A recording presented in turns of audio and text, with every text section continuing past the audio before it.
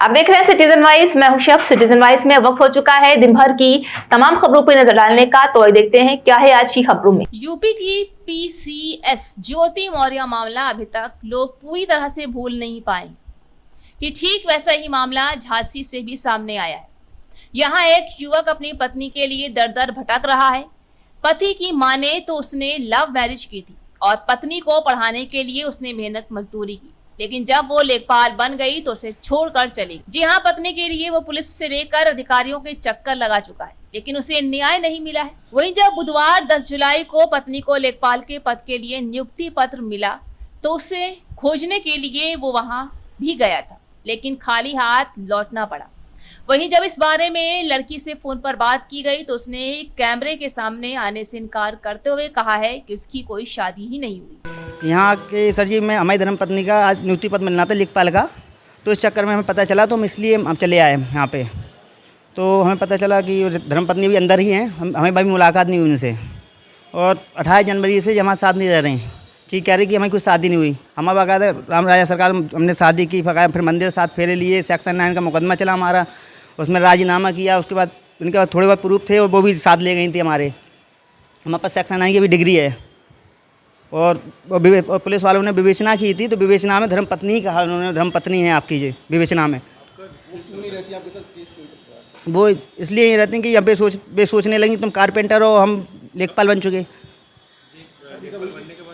हाँ, लेखपाल बनने के बाद हाँ इनके पास लेटर वो आया था न्यू बॉस से, उससे क्या कहते हैं कि हाँ नियुक्ति पत्र नहीं, वो उससे लेटर आया उनके पास लेखपाल का ज्वाइनिंग का।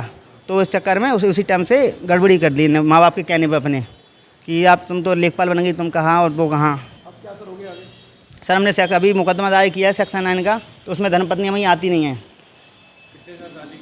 6 फरवरी 2022 में, तब 2-2.25 साल शादी हो गए। 3 साल पहले से मुलाकात थी हमारी, पहले दोस्त हुए थे, फिर हम प्यार हुआ हमारी, फिर शादी की हम लोगों ने। हाँ सर